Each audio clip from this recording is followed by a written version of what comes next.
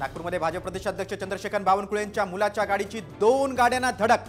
Sushma अंधारेंचा police तपासावर सवाल तर बावनकुळेंच्या निष्पक्ष चौकशीची मागणी। मुख्यमंत्री एकनाथ शिंदे यांच्या गणपती देखाव्यातूनही महायुतीतील वाद समोर। सरकारी योजनांच्या देखाव्यात अजित पवारांचा फोटो गायब।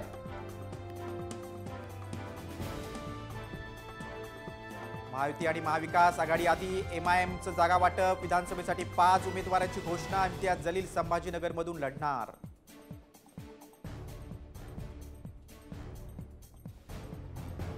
शिंदे गट आणि भाजपमध्ये नाशिक मध्यवरून वादाची शक्यता। देव आणि फरांदेंच्या मतदारसंघात अजय बोरस्तेंची तयारी सुरू। शरद पवार गटाचे युवा नेते युगेंद्र पवारांची उद्यापासून स्वाभिमानी यात्रा। बारामतीमध्ये गावोगावी जात नागरिकांशी संवाद साधणार।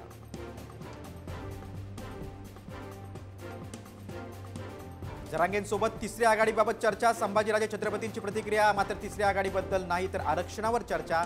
जरांगेंनी खोडलं संभाजीराजेंचं वक्तव्य।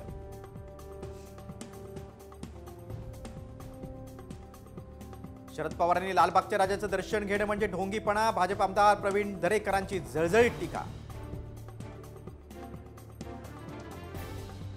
यवतमाळमध्ये अमोल मिटकरींच्या पत्रकार परिषदेमध्ये शरद पवारांच्या राष्ट्रवादीची घोषणाबाजी। आमदार अमोल मिटकरी विरोधात गद्दार गद्दार या आशयाच्या घोषणा।